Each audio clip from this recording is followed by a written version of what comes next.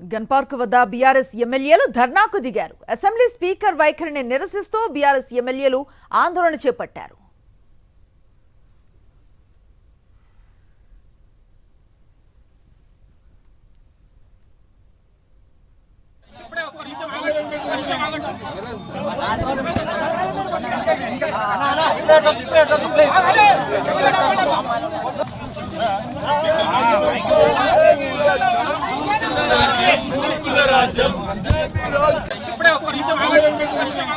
సమయం కూడా ఆసన్నమవుతుందని చెప్పి నేను ఈ సందర్భంగా తెలియజేస్తూ అన్నాను.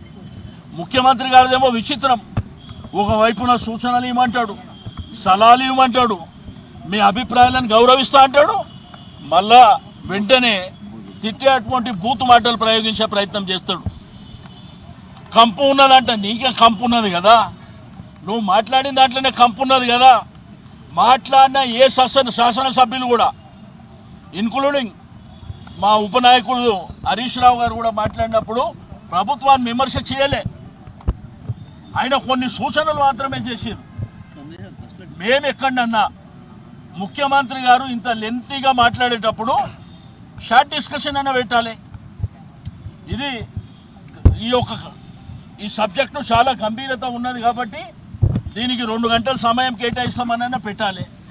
మైక్ ఉన్నదని చెప్పి మీ ఇష్టం ఉన్నట్టు మాట్లాడి మీరు వెళ్ళిపోతే అంటే మా గొంతుకు అవసరం లేదా? కాబట్టి మేము మరి ఇక్కడికి వచ్చి అమరవీరుల స్తూపం దగ్గర మా నిరసన తెలియజేయడానికి ఇక్కడికి రావడం జరిగింది. మూసి మీద ఆలోచన అసలు మూసి మీద ఆలోచన వినడానికి ముఖ్యమంత్రి సిద్ధం లేడు. ఎవరైనా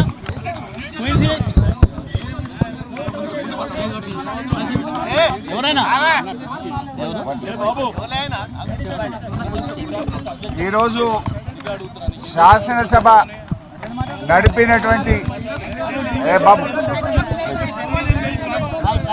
ఈరోజు తెలంగాణ శాసనసభ అంతా కూడా ఏకపక్షంగా ఒకే సైడు నడపడం పట్ల మా తీవ్రమైన నిరసన తెలియజేస్తూ ఈరోజు సభ నుంచి వాకౌట్ చేసి మేము బయటకు రావడం జరిగింది. ముఖ్యంగా ఈ శాసనసభ నడుస్తున్న తీరు పూర్తిగా ప్రజాస్వామ్య విలువలకు తిలోదకం ఇస్తూ శాసనసభ నియమ నిబంధనలను ఉల్లంఘిస్తూ ఈ సభ నడుపుతా ఉన్నారు. మొన్న బీఏసీ మీటింగ్కు 1.5 గంటల సేపు ఆలస్యంగా వచ్చారు. మేమంతా పోయి కూర్చుంటే 1.5 గంటల దాకా బీఏసీ మీటింగ్ ప్రభుత్వం రాలే. బీఏసీ మీటింగ్లో తీసుకున్న నిర్ణయాలు వేరు, ఈరోజు శాసనసభలో బీఏసీ నిర్ణయాలని చెప్పి పెట్టింది పూర్తిగా వేరుగా పెట్టారు. బీఏసీలో 7 రోజులు అసెంబ్లీ నడుపుతామని, తర్వాత మళ్ళీ బీఏసీ పెట్టి ఎన్ని రోజులు జరపాలో నిర్ణయిస్తామని బీఏసీలో నిర్ణయం జరిగింది. కానీ ఇలా బీఏసీ ఎజెండా ఏం చెప్పారు, సభలో ఏం పెట్టారు, ఎన్ని రోజులు జరపాలన్నది స్పీకర్ గారి నిర్ణయానికి వదిలేసినాము అని. అంటే బీఏసీలో తీసుకున్న నిర్ణయాలను కూడా తప్పుదో పట్టిస్తూ సభను తప్పుదో పట్టించారు. ఇక సభ నడిపే తీరైతే పూర్తి అధ్వాన్నంగా ఉంది. ప్రధాన ప్రతిపక్షానికి మాట్లాడే అవకాశమే ఇవ్వడం లేదు. మూసీ మీద చర్చ జరిగినప్పుడు మేము కొన్ని ప్రశ్నలు సంధించాం. ఏ ఒక్క ప్రశ్నకు ప్రభుత్వం సమాధానం ఇవ్వలేదు.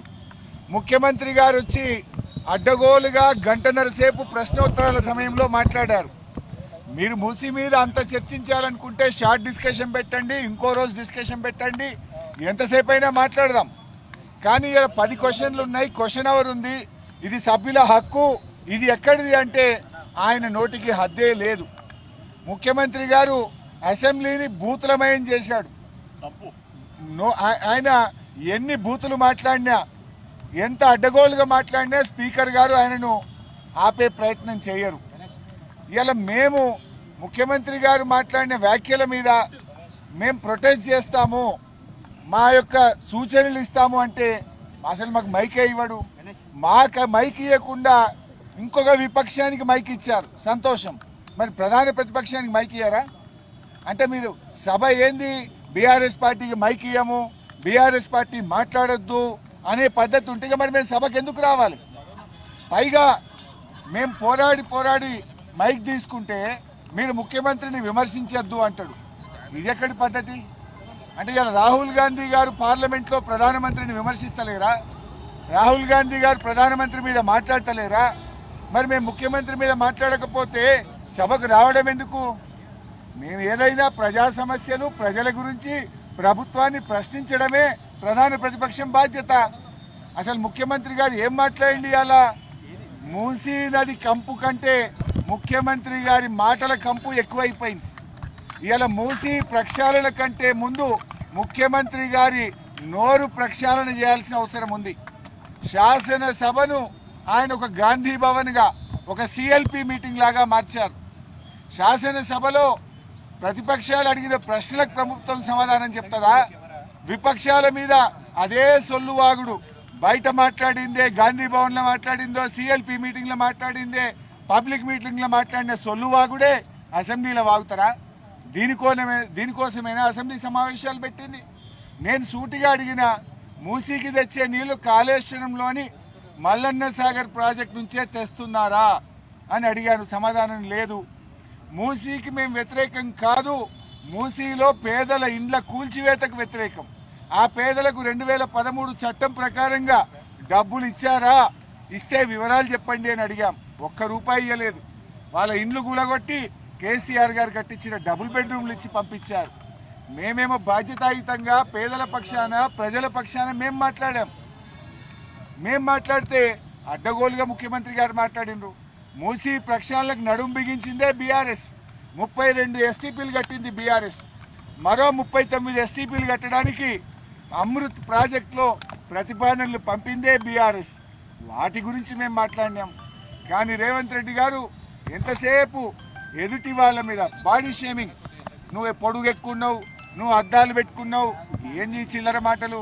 నువ్వు ముఖ్యమంత్రివా, ఏమన్నా స్ట్రీట్ రౌడీవా? స్ట్రీట్ రౌడీలు కూడా నీకంటే మంచిగా మాట్లాడతారు. నువ్వు ఆ కేసీఆర్ గారి మీద పదే చావు భాష కోరుకుంటావా? తెలంగాణ తెచ్చిన నాయకుడు, ప్రధాన ప్రతిపక్ష నాయకుడు, 10 ఏళ్ళు ముఖ్యమంత్రిగా చేసిన కేసీఆర్ గారిని పట్టుకొని అడ్డగోలు మాటలు మాట్లాడుతావు. నువ్వు ఒక తెలంగాణ ద్రోహివి, నువ్వు ఒక నీళ్ల ద్రోహివి. నువ్వు కేసీఆర్ గారి పట్ల అటువంటి భాష మాట్లాడడం చాలా తీవ్రంగా మేము ఖండిస్తూ ఉన్నాం. రాహుల్ గాంధీ గారు పొద్దున్న లేస్తే రాజ్యాంగం చేతిలో పట్టుకొని తిరుగుతాడు. ఇక్కడేమో అసెంబ్లీలో రాజ్యాంగం ఖూనీ అవుతా ఉంది. ప్రధాన ప్రతిపక్షానికి మైకే ఇవ్వడం లేదు. అందువల్ల మేమందరం కూడా ఇక ఈ శాసనసభలో కూర్చున్న వేస్ట్. మైక్ ఇవ్వకుండా ముఖ్యమంత్రిని తిట్టద్దంటాడు. స్పీకర్ గారు ఆన్ రికార్డ్ అక్కడ కూర్చొని మీరు ముఖ్యమంత్రి గారి మీద విమర్శ చేయొద్దు అంటాడు. అనొచ్చా అట్లా స్పీకర్?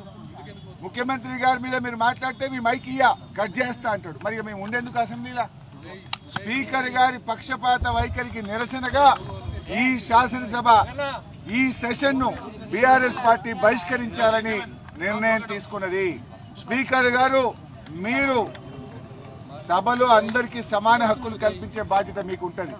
మీరు మా దిక్కు చూడరు, మాకు మైక్ ఇయ్యరు. మేము ఒక అక్షరం మాట్లాడగానే మైక్ కట్ చేస్తారు. అంటే ముఖ్యమంత్రి గారు గంటన్నర మాట్లాడితే ఏముండదా? సభలో అందరికీ సమాన హక్కులు ఉంటాయి. ఆయన నోటికి అడ్డు అదుపు లేకుండా చిల్లర మాటలు, వ్యంగ్యంగా, అడ్డగోలుగా రేవంత్ రెడ్డి మాట్లాడితే నువ్వు ఆపే ప్రయత్నం చేయవు. అన్ని సత్యదూరమైన అబద్ధాలు మాట్లాడితే దాన్ని నువ్వు మాట్లాడవు. ఇవాళ అవినీతి గురించి మాట్లాడుతుండు. అవినీతికి ఇవాళ రేవంత్ రెడ్డి గారు అడ్డాగా మార్చిండు. రాష్ట్రంలో ఎప్పుడు లేని ఇవాళ ఏ బిల్డింగ్ పర్మిషన్ రావాలన్నా, యూసీ ఇవ్వాలన్నా స్క్వేర్ ఫీట్కు ఒక ఆర్ఆర్ ట్యాక్స్ పెట్టిండు. ఆర్ఆర్ ట్యాక్స్ పెట్టింది నువ్వు కాదా? హైదరాబాద్లో ఏ బిల్డర్ని అడిగినా బిల్డరు చెప్తారు కదా, యూసీకి ఎంత తీసుకున్నావు, లేదా బిల్డింగ్ పర్మిషన్కి ఎంత తీసుకున్నావు, ఫైనాన్స్లో బిల్లులు రావాలంటే 30% కమిషన్, ల్యాండ్ కన్వర్షన్ కావాలంటే 30% కమిషన్. ఈయన ఇంకా పైగా అవినీతి గురించి మాట్లాడుతుండు. అసలు నీకు మాట్లాడే నైతికత ఉందా? ఈ రాష్ట్రాన్ని అవినీతిమయం చేసినావు. ఫైల్ కదలాలంటే ఒక రేట్, పని కావాలంటే ఒక రేట్, అన్నిటికీ అఫీషియల్గా కరప్షన్కు కూడా ధరలు నిర్ణయించిన నువ్వు మా గురించి మాట్లాడతావా? ఇవాళ ఈ ప్రభుత్వం యొక్క తీరును, శాసనసభ నడుస్తున్నటువంటి తీరు, స్పీకర్ గారి వ్యవహార శైలి ఇవాళ చాలా దారుణంగా ప్రజాస్వామ్య విలువలు పడిపోయే విధంగా ఉన్నాయి. మా గొంతు నొక్కుతా ఉన్నారు, మాకు మైక్ ఇవ్వడం లేదు, సభలో ఏకపక్షంగా నడుపుతున్నటువంటి తీరుకు నిరసనగా ఈ ప్రభుత్వానికి వైఖరికి స్పీకర్ గారి వైఖరికి నిరసనగా ఈ శాసనసభ సమావేశాలను బీఆర్ఎస్ పార్టీ బాయ్కాట్ చేస్తుంది.